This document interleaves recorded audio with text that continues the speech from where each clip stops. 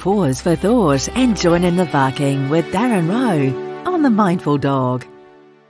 Hey, welcome to The Mindful Dog, and today we're going to introduce a application that's sweeping the nation called Paw Planet. It helps you to find dog parks, groomers and all those kind of things. We talked to the inventor and the creator on the Sunday Cafe. Roman Travers, Magic Talk. Let's sort your dog out. What is your dog doing that you don't like? Let's be honest, there'll be something. And a man who can help is, of course, the wonderful man we have every single Sunday, just about, is Darren Rowe from Mindfulness for Dogs. And it's a pleasure to have you back. Darren, how are you? I'm good, Roman. How are you today? Spookily cleary. You're very clear. You're in the Hamilton studio, I believe. I'm in the not-so-sunny Hamilton studio today, shall we say. Yeah, okay, but foggy. Yeah, okay. All right, so it doesn't matter what the issue is. It could just be a slight tweak, like the barking at the door, the not coming back when you call the dog, all that kind of stuff. Trust me, Darren can get this sorted. I've seen him do it live in action with Izzy the Weimaraner. So get your call in now on 0800 844 747. Let's rip straight into something brand new. What is Paw Planet? Yeah, so I came across it, somebody recommended it to me actually, a client, and I don't know about you, but when you're out looking for places to take your dog, there's some really good places, but there's lots of places you can't go, and there's some pretty hefty fines if you're found with a dog in places that you're not meant to be. So wouldn't it be awesome if you had this a really easy way just to type in "I'm here," put your postcode in, and bang, it tells you where your local dog parks are or your local vets and all those kind of things. Okay. And there's this awesome app that's just been released, or relatively recently been released, that can do that for you. All right, we've actually got the man behind the app with us live on the radio. G'day, mate. How are you? Is this Tafadal? Hey guys. I'm good, thanks. How are you? Really well. Can I just ask you, you've got a lovely name. How do I say your name? Taff or Taffarel works easy. Taffarel. Okay, so you tell us about this app and why you brought it to fruition. Well, basically, my partner Chloe and I came up with the idea during. We had the idea for a while, and we kind of decided to put plan into action during the first COVID lockdown because we just didn't have much to do. So we decided to basically manually pinpoint all the dog parks all around New Zealand. Just around the Auckland region, there's about 2,000. So it gives you a gauge of what's going on all around the country. And we decided to manually pinpoint all the dog parks. And so it's easier for, I guess, the user to be able to just find it within like a space of 5 seconds, more or less, rather than going onto council websites and getting lost in that whole process. And most people kind of just don't do it, and they just follow whoever's at the location, you know. So we managed to do that in terms of the dog parks, and then we decided, hey, look, we could kind of have it as a pocket guide with everything you're going to need. So we decided to have vets, groomers, dog walkers, any kind of dog related business on there as well. And we also have dog friendly cafes and bars. So I know there's a bit of controversy involved in where you can and can't take them in terms of restaurants. You know, sometimes you get turned the blind eye and you're like, right, you're not allowed a dog here or whatever. So we tried to add that into it as well. So yeah. Can I just say that's an extraordinary change in my lifetime. I've never seen dogs in cafes and restaurants, and now it seems to be pretty much the norm. Darren, is that something you've been seeing as well? Yeah, definitely. It's changing, isn't it? I mean, I'm used to the sort of European sort of style. So in France, if you don't take a dog into a restaurant, you're just not a normal person. So, gee, okay, different. Yeah. All right, Darren, you must have some questions here too. Yeah, I was quite keen. I was just sort of reading around on the app, and what's your little dog? Scooter, isn't it? Yeah, his name's Scooter. Yeah, he's a rescue. So he's our first dog, and we didn't really know what to do or anything like that when we first started. So we kind of designed this as well specifically to kind of promote it through SPCA and all the other sites, adoption centres, to give them some kind of direction for the first dog owners. And even if you're not a first dog owner, it gives you a bit of direction as to where you can and can't take them in terms of hikes and trails and beaches and all that sort of thing. Because there's so many rules and regulations, which is completely understandable because the councils have a task to do in terms of protecting our endangered wildlife, which is, you know, pretty high up there on the priorities. So if you can align those kind of things and promote the well-being of those animals, you know, you should be able to work out where you can and can't take dogs. Yeah, I noticed that I was doing a little search and you came up with, on the website, one of my friends with tails. which is yes, a sort of rescue place. Yeah, so I work quite a lot with those guys with their rescue dogs. So yeah, so really cool. Oh, that's awesome. Yeah. It's a really good idea. It's an amazing thing that when you hear things like this, Taffarel, you kind of go, oh, why didn't I think of that? Well, it's such a simple idea to bring everything together on the one place. Now, for those who are new to apps, how do people find your app, Paw Planet? So you can find it, it's completely free as well to download. There's no cost or anything associated with it. It's completely free. You can download it on your Apple Store or Google Play. You just type in Paw Planet, NZ or Paw Planet, and it should come up. It's the one with the light blue logo. And yeah, it should bring up everything. It does need a sign-in, and some people are kind of like, why do I need a sign-in? But it's just so you can have your own account, because we have a system where you can rate your parks, beaches, hikes and trails, cafes, all that sort of thing. You can put your own rating on it, give it a 0 to 5 star rating, and add a little comment. So that's kind of why we need it. And we also have an online vet service.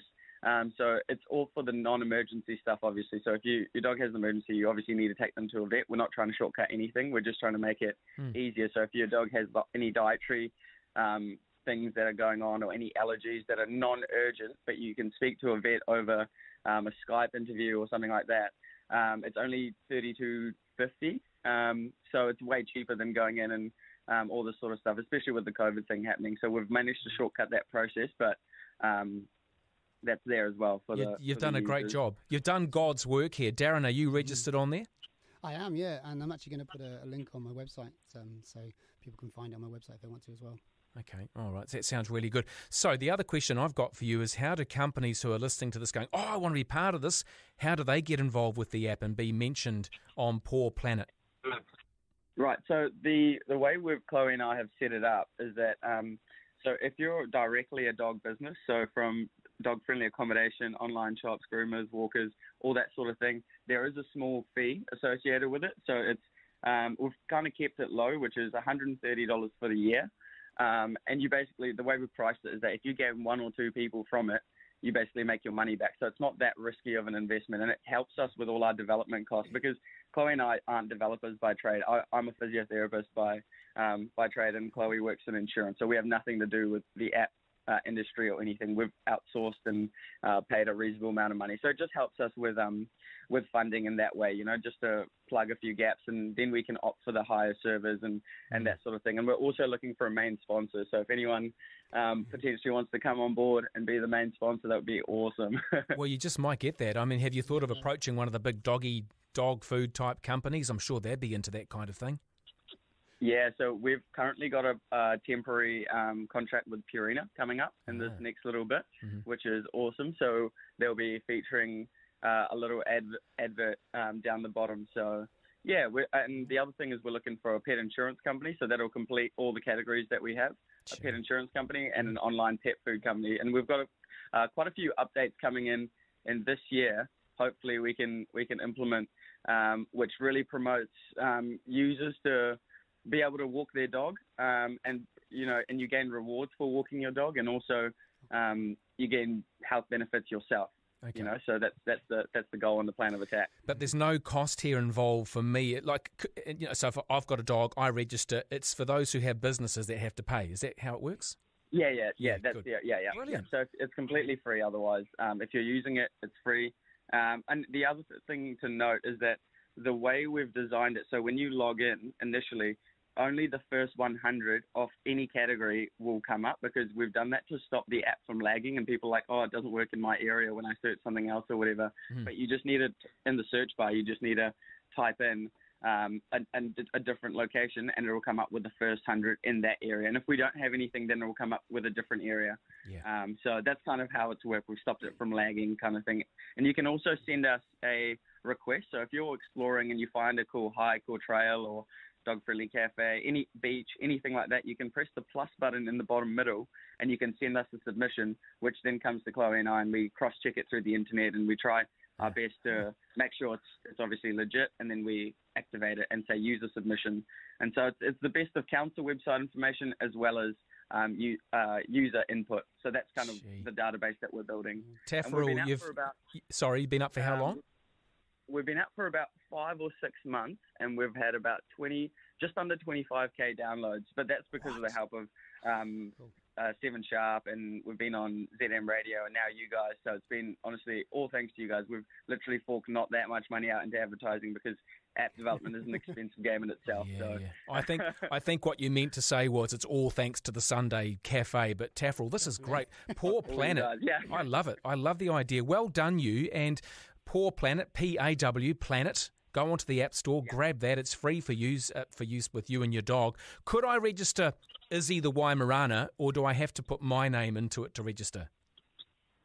The only thing that you need to match up is your email address. That's the only thing. You can add whatever name or anything like that you want. It's just the email address that needs to be matching a current one. That makes good sense. Darren Rowe, any final questions? Not so questions, but just to urge people to download the app. I did it. It's so quick. It's so useful. As a dog trainer, if I'm working in a certain area and I don't know the area and I need to take a dog into the park to do some training, 2 seconds and I know exactly where to go. It was absolutely really, really useful. Taffarel, well done, and I hope it really takes off like a fat boy in a bakery. Well done, you. Thank you guys so much for having me on board. I really appreciate it. No, that's absolutely fine. Maybe we should be charging you. I like the idea, though. Paw Planet is the app, and Taffarel Montero there, the developer of the app, him and Chloe. Good on them. That's just Kiwi ingenuity, isn't it, Darren? It's brilliant. Don't forget Scooter now, who's the inspiration for the app. That's true. That's true. All right, get your comments coming through, 3920, or you can put a call in right now and have a chat with Darren Rowe, live in the studio from Hamilton. Mindfulness for dogs. It's all about you connecting with your dog. What's not working? If something's not working, don't start yelling. Don't get frustrated and start using horrible swear words. Call now and get the best advice. I see there's supposed to be something playing there saying welcome back, but I can do that. Welcome back, Darren Rowe. It's the Sunday Cafe. How are you doing? I'm good. So let's talk around dog etiquette, because I have to say, as much as I love dogs, I don't want a dog's nose in my poached eggs, which you see in cafes sometimes, don't you? You do, yeah. I suppose you've got to teach your dog, if you're going to go to the cafe or you're going to go to a coffee shop, you need to teach your dog that settle command or that settling sort of behaviour, so they just lie down and hopefully fall asleep and ignore anything walking past, or particularly food coming out. Yeah, I know. And that must be so hard for a dog. You know as well as I do that we can smell bits and pieces. They can smell every piece of bacon, every sausage, and it must be hell for them in a cafe, really. It must be, but I guess it's that training, isn't it? So there's nothing substitutes for good training, does it? At the end of the day? No, it doesn't. And get it right from the start. That's the simple thing, I think. And I'm just saying that because I don't train dogs, but doing it right from the start is a good place to start. 0800 844 747 is the number to get that ball rolling with Darren Rowe here from Mindfulness for Dogs. All right, so on the app we just discussed, which of course was Paw Planet, lots and lots of dog parks. Dog park etiquette. People think they know what they're doing, and often they don't. It's like, it's okay, it's my dog, and he won't bite you, and there's dogs going nuts. What is the etiquette? Well, there's a whole load of things, really, that they're unspoken, but that we really should be. It's common sense, I guess, a lot of things. But I go to dog parks quite regularly, and I see nightmares. And I guess as a canine behaviourist, you watch behaviours and you see, oh, it's going to happen. And most people react 10 times too late, basically. So the dogs have already decided they're going to have a fight, and then we only react when they have a fight. So wouldn't it be lovely if we followed the right rules of the unseen rules in the dog park? Then we probably wouldn't have half the number of issues. I know the dog control members that. It's always, most of the fights happen in the dog parks, to be fair. So it would give them a bit of a break, I guess. Yeah, okay. Well, there's a few texts rolling, and you can feel free to fire through your question on 3920. It's much better to call. Call now, 0800 844 747. This text says, "G'day there. How do I introduce a new staffy puppy to an older border collie neighbour so that they become friends?" Neighbour. Okay, a bit harder when it's not your dog, but what I would probably do... when we have puppies, we have a pen and a crate inside the house, and that puppy kind of has, that's where they live. They come out, obviously, but they come out when they're on a lead or when they're controlled by us, or we can watch them. So what I would do is have that have your little staffy in that pen, and I would bring the border collie into the house so they can walk around, and then they can get used to each other without necessarily interacting. Puppies unfortunately do stupid things because they're puppies, and border collies are pretty decisive in the way they tell dogs off, so you might end up scaring your puppy if your border collie really tells them off. I've got 5 border collies. I know what I'm talking about when those score. So you want to protect your little puppy. You don't want to get scared at that age. So yeah, just regularly doing that. Also on a lead.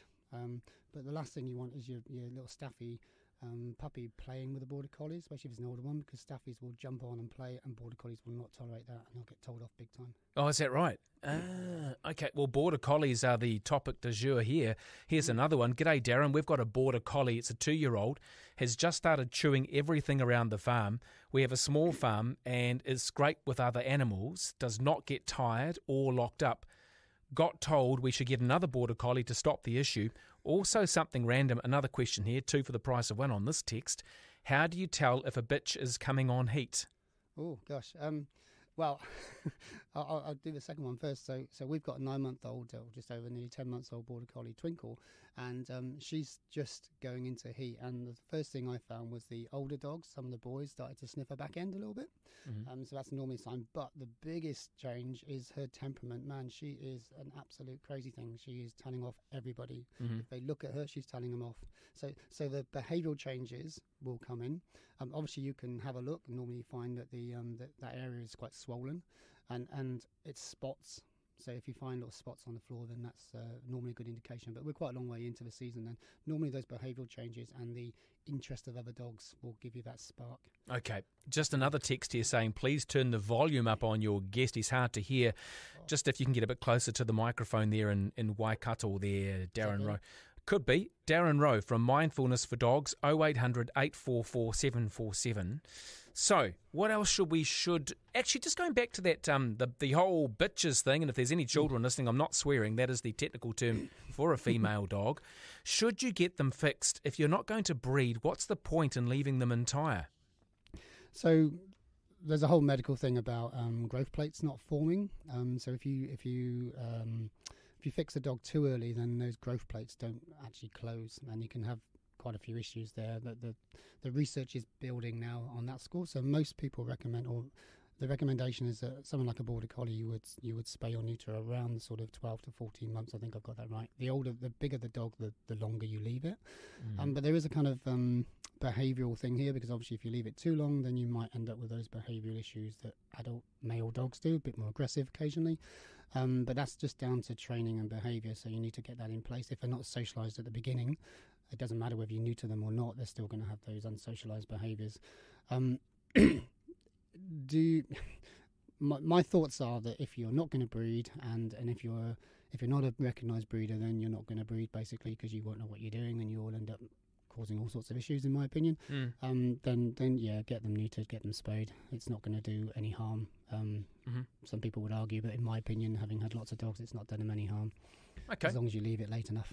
Yeah, good advice here. And of course, see your own vet and get the medical advice as well. But Darren Rowe is here to help you with behavioural issues with you and your dog, really. 0800 844 747. You can text on 3920.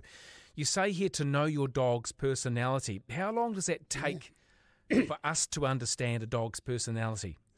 How long? Oh, well, I suppose it's just watching your dog. And when I say the personality, I mean either extrovert or introvert. So in our puppy preschools, when we introduce our dogs to each other, we'll let all the introverts off first. It's a bit like a playground, isn't it? You let all the introverts off first. They can run around, get used to each other, and build their confidence. And then you let the extroverts that come in and just run around and jump on everybody. Yeah, At least then the introverts aren't too scared because they've got to know. So is your dog an introvert? Is it an extrovert? Because if it's an extrovert and you walk into the park, say at 6 o'clock, and there's hundreds of dogs running around and they're all big boisterous dogs, it's not going to cope. If it's an introvert and you go early in the morning when there's just a couple of little tiny nice little ones walking around, then that might be a better experience. And remember, we're looking for positive experiences with our dogs in dog parks, not negative ones.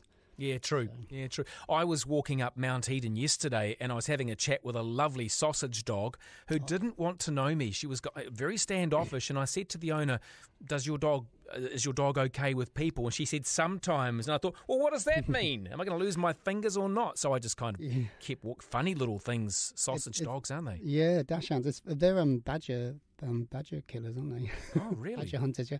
It's funny with the socialisation how some people say, oh, my dog's good with this and not good with that. Again, it's all down to that initial, when they were puppies, what they experienced and the positive experiences. So they may have seen, for example, a woman and had a really positive experience with that, and seen a guy and had a bad experience, therefore they don't like men, they do like women. It's as simple as that. It's not just about experiences when they're puppies, it's about positive experiences, and positive experiences for the dog, not for us. Make sure it's that case, yeah. Okay. Then I went up further and I saw a this is all true, by the way, and then I was chatting to a schnauzer, a little miniature schnauzer, and the owner had a water bottle that when you undid the lid, it had its own little trough thing for the dog. Yeah, they're really cool. Great. I've seen those. Yeah, I've seen those for a few years now. And they're really good. I recommend it. On that score, always take your own water for the dog, because you can't guarantee that the water in the parks is clean. Also, with the outbreaks of kennel cough at the moment, you probably don't want to be sharing water with your dog. Ooh, yuck, no, because when you see all the residue in a dog bowl that's used by numerous dogs, and that's quite common now through Wellington and other cities, they have dog bowls and dog food outside shops, don't they? Yeah, they do, and it's a great, I love it, the fact that they're thinking about the dogs, but from an owner, especially with this sort of kennel cough going around, I probably wouldn't be recommending that. Yeah, yuck. Because that can spread pretty quickly through saliva. Oh, stop it. And then we want to make sure that a good time is often a short time, isn't it? Make those visits short. Yeah, it's one of those things, and I'll just give them another 5 minutes, and then bang, suddenly it kicks off. Dogs will get very excited when they go to the park, so they'll go in there. They're generally pretty excited when they get there, aren't they? But let's say, for example, they're pretty calm when they get in. The more they do, the more excited they get. If that excitement isn't kept in check, it just gets more and more and more exciting. A lot of younger dogs don't have that off switch for excitement, and then at some point they'll get to a point where it's too exciting, and then they'll do stupid things. So we want to stop that before that, really, and then that leaves them again with a positive experience, not with a negative one. So many dogs go to the park, have a great time, last 5 minutes, do something stupid, and then they're dragged off home. Well, one of the good things about a dog park, it's a great way to meet fellow dog owners, but sometimes we forget to pay attention to the dog and we start chatting away. Next thing, the dogs have disappeared, so don't ignore them. Yeah, and if you want to go out for a social, then go to a coffee shop without your dog. That's what I say. One of my pet hates, and I see it in, dare I say, a couple of parks in Hamilton, people going into dog parks, as soon as they get in, they let the dogs off the lead. The dogs just run off and do whatever. They're on their phone talking to whoever, and then suddenly, miles away across the edge of the other side of the park, the dog's having a scrap with someone, and there's no way they can manage it. There's no recall anyway. Right. So yeah, when you go in the park, it's your responsibility to know where your dog is. Love me, love my dog. Alana has texted in. G'day, Alana, nice to hear from you. Good morning. My dog is 3 years old. She's a Maltese Shih Tzu cross. Every time we go out walking on a lead or not, it's a he, wants to aggressively bark or snap at large dogs, only large ones. It's very embarrassing. Any tips would be great. That's from Alana and Charlie the dog. Charlie. So the first thing, if you've got a puppy Maltese Shih Tzu, then you have to socialise them to bigger dogs. This is more likely going to be an issue, the fact that they didn't see big dogs when it was a small puppy. We're scared to introduce big dogs when they're puppies. We have to, otherwise they'll always be scared of them, okay? What you probably want to do, Alana, is to find someone who's got a really nice dog. So go to the park without your dog. Go and chat to people, because you won't be able to when you've got your dog with you. Go and chat to them, explain the situation to someone who's got maybe a nice little retriever or something like that, and then just see if you can do a bit of an introduction with your dog, and then they'll know that she's likely to bark a little bit, but you might be able to get a better positive experience that way. And then obviously once you've had the one, then you can do another one, and it gets better and better as time goes on. Otherwise, get a trainer to help you. Yeah, someone like you would be great. Darren Rowe from Mindfulness for Dogs. How do people find you, Darren? Yep, so you can find me on Facebook. Just type in Mindfulness for Dogs, remember that number 4, or you can do mindfulnessfordogs.com. Yep, you'll find me somewhere. Yeah, brilliant. And just remember that app, which is well worth having if you've got a dog, Paw Planet, P-A-W, Planet. Grab it. It's an absolute ripper. It's 9:30. You've been listening to Darren Rowe on The Mindful Dog, giving our canine friends a voice throughout the world. To find out more about what we do, visit our website at www.mindfulnessfordogs.com.